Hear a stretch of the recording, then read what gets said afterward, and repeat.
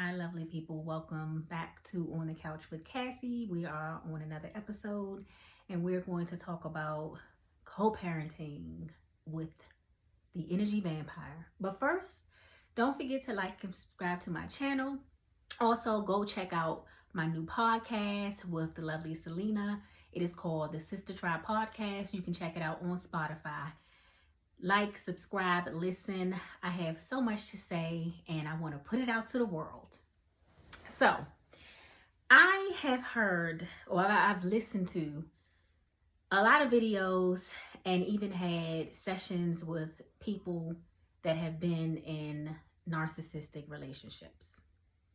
And there are many types, of course, but there are many types of endings and many types of relationships. You have some people that they just were in a relationship with a narcissist. You had some people that were married to a narcissist. And you've had people that co-parent with a narcissist, married, divorced, and co-parented with a narcissist. So, in most of the videos that talk about having a relationship with a narcissist, people discuss no contact. And it is very hard to go no contact when you have invested into this relationship. And that's usually the ending phase of the narcissistic relationship. You block them, you don't talk to them, you delete them off your social media. But people don't really talk about when you are co-parenting and you can't go no contact. So I'm here to shed light on that as a coach. When you are co-parenting with a narcissist, energy vampire, toxic person, it's really no such thing as co-parenting. Okay. It's parallel parenting. Because when you are co-parenting or when you think of the word co, it's together. It's a team. A narcissist does not know how to be in a team. So it's going to be very difficult to co-parent with them. So that's why the term parallel parenting was established. But when you talk about going no contact, it's almost impossible to do that when you're co-parenting with a narcissist. Because you can't go complete no contact. You can't completely block them and never talk to them again. And I think that it's hard for people that co-parent with a narcissist rather than people that just were in a relationship or divorced from them. And I'm not downgrading people's experience. But what I'm saying is it's so difficult when you have to co-parent because you get to a point where you're healing, you feel at peace, and then you got to communicate with this person again. And you're like, so it's almost like an emotional roller coaster.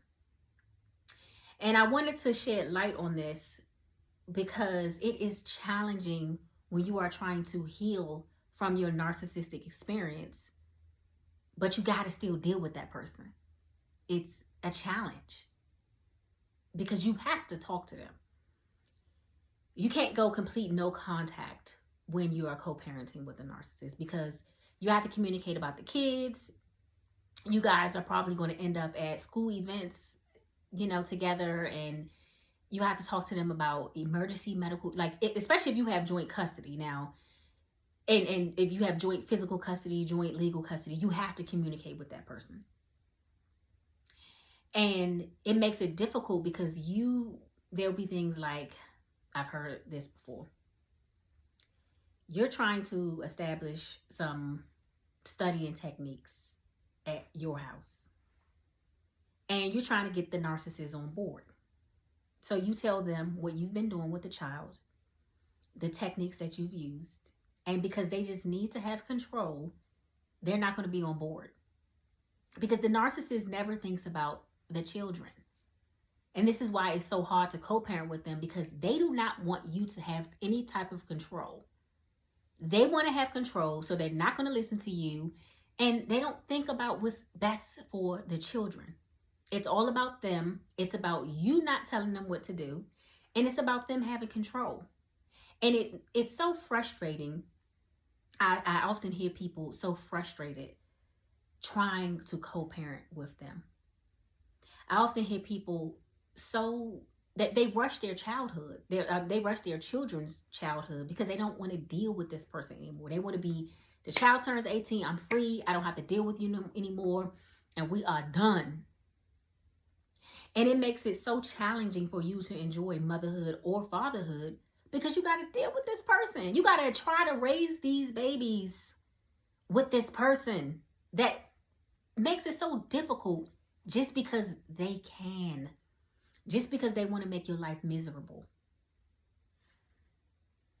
I said it before, and I say it again. Narcissists do not care about their children. They do not. They don't care about nothing. And thinking about it from a spiritual level, this is why I believe that they have demonic attachments. Because when you constantly tell the mother or the father of your children no when they need something for your children, that is of the devil. When you constantly make things difficult at the expense of that child, that's demonic. So it's hard for people that are trying to heal and cope, heal from the narcissistic relationship, but you gotta be in contact with this narcissist. You can't completely go no contact. You can do minimum contact, but you still have to have some sort of communication with this person. So that's when healthy restraints come into place. When you are co-parenting, and let me take out co-parent. When you are parallel parenting with a narcissist, the restraints are understand. You got to take ego out of it.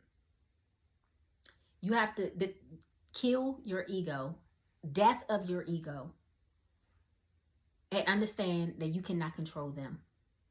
You cannot. So and what they'll do is they'll bring people around, the children, different men, different women, just straight up disrespecting you. Because that's another thing. A narcissist does not respect you as a parent. Once you became their ex, you were an ex-parent too. You're not their mother. You're not their father. In their mind, they want to X you out of everything. Because they do not want you having any type. So they won't respect you as the parent of the child or the children. They will not. They will exclude you. They will alienate you any way that they can. But they do it in a way where it's just that borderline. So when things go to court, the judge will say, that's something light. They'll do it. It won't be anything major or extreme. It'll be just enough to violate that court order, but the judge is going to give them a tap on the wrist. So, healthy restraints. Understanding, kill your ego. The death of your ego. You cannot control anything that a narcissist does or says. Okay. And it really does suck because your child is going to, when you are parallel parenting with a narcissist, your child misses out on a lot. And it's hurtful. But you got to stay prayed up. You got to meditate. And you got to pray over your kids too. Before they leave and go over that narcissist's house, that energy vampire, that toxic person, because you don't want them seeds planted inside your babies. So you got to pray and you got to rely on God. The narcissists, they don't want to pay child support. They do not want to give you any money. None. They don't care if it's for the children. They don't care. They do not want to give you nothing because you discarded them and you crushed their ego and they mad. They want to see you fall. And they don't care if you, if you failed or you fall or if something happens to you, they don't care about the children being hurt by it. They just want to see you suffer. So it is difficult, but it's not impossible. You can still heal when you are co-parenting with the narcissist. You just got to stay prayed up and go to therapy. Get a therapist, get a counselor, get a coach. Somebody that is knowledgeable enough to help you get through those tough days when you are parallel parenting with a narcissist and you can't go no contact with them. You can't just slam the door in their face and lock it. You got to just crack it sometimes. Once in a while, you got to crack it because you got to talk to them. You got to deal with them. You got to see them. But it gets better over time. It does. It gets better over time. Restraints. Sometimes they may overstep their boundary and, do things with the kids. They didn't ask you first how you felt about it. And they'll go out also and try, like if you have a narcissist that has money, they will go out and buy the most lavish, expensive gifts because they're trying to favor the children. That does not mean that you are less of a parent. You continue to pour love, genuine, authentic love, godly love into your children, and they will see. They will always love you. Your children will always know who their mother is, who their father is, no matter if the narcissist tries to X you out, if the narcissist tries to turn the new person, the new supply into the mama or the daddy. It don't matter because the children know who you are. And you are always going to be their mother or their father.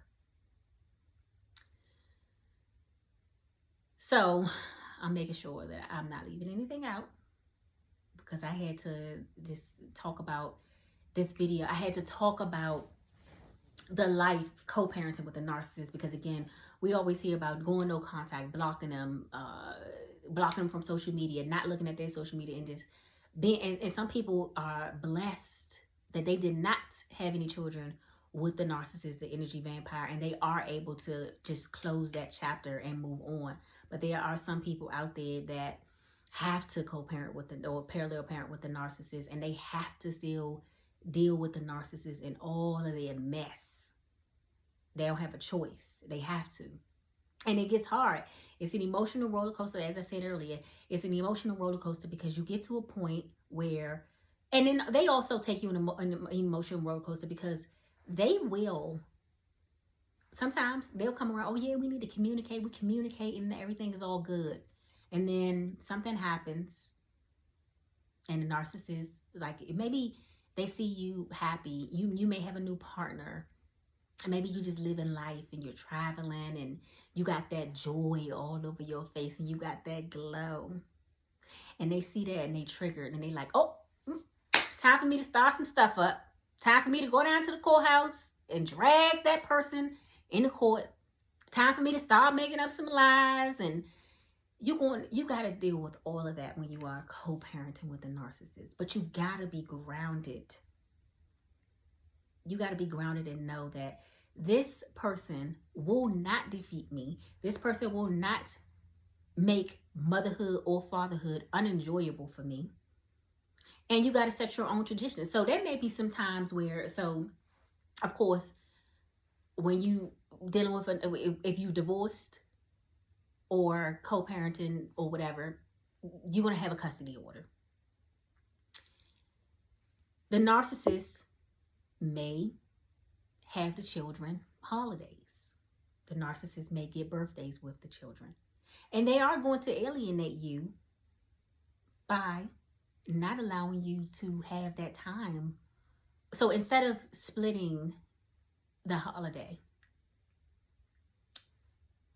you get them 4 hours, they get them 4 hours, or, including you, hey, do you want to stop by the house to have breakfast with the kids? It's not going to be any of that. They are going to alienate you.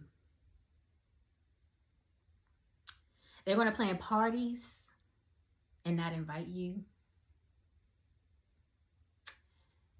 And they're going to do everything that they can to turn your children against you. And all of that is mentally frustrating and it's challenging. But I always tell people the restraints and the death of your ego, that's the way. That is the way to enjoy parenthood when you are parallel parenting with a narcissist. I hope this was able to help someone and enlighten someone. Please don't forget to like and subscribe to my channel and my videos. And stay tuned for more enlightenment. Don't forget to go over to Spotify. Follow my podcast. Listen to my episodes with Selina and I. Wonderful topics. Great information. And just keep listening out. Take care.